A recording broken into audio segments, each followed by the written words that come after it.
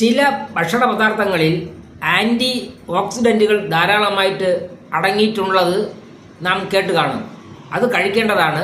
അത് ക്യാൻസർ അടക്കമുള്ള പല രോഗങ്ങളെയും ചെറുക്കും, ശരീരത്തിന് നല്ലതാണ് എന്നൊക്കെ പറയും. പല ഭക്ഷണ പാക്കറ്റുകളിലും ഇതൊക്കെ എഴുതിയിട്ടുമുണ്ട്. പക്ഷേ എന്താണ് ഈ ആൻറ്റി ഓക്സിഡൻറ്റുകൾ എന്നുള്ളത് പലർക്കും അറിയില്ല എന്നുള്ളതാണ് സത്യം. സാധാരണക്കാർക്ക് നാം ശ്വസിക്കുമ്പോൾ നമ്മൾ ഉള്ളിലെത്തുന്ന ഓക്സിജൻ ഇത് ഊർജ ഉപയോഗത്തിനായിട്ട്, അതായത് ഊർജ നിർമ്മാണത്തിന് വേണ്ടിയാണ് ഉപയോഗിക്കുന്നത്. കോശങ്ങളിലെ ഊർജ ആവശ്യത്തിന്. ഇങ്ങനെ ഊർജം ഉണ്ടാക്കുമ്പോൾ അതിൽ നിന്ന് ചില തന്മാത്രകൾ ഉണ്ടാകും.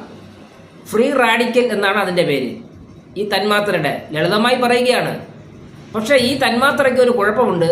ഇത് അസ്ഥിരമാണ്. കാരണം ഇതിൽ പൂർണ്ണമായി ഇലക്ട്രോൺ ഇല്ല. ഇതിൻ്റെ അവസാനത്തെ ഷെല്ലിൽ പൂർണ്ണ ഇലക്ട്രോണുകളില്ല. അതുകൊണ്ട് ഈ ഫ്രീ റാഡിക്കലായ തന്മാത്ര നമ്മുടെ തന്നെ കോശങ്ങളിലെ തന്മാത്രകളെ എടുത്ത് സ്ഥിരമാവാൻ ശ്രമിക്കും. അതൊരു രസതന്ത്ര തിയറിയാണ്.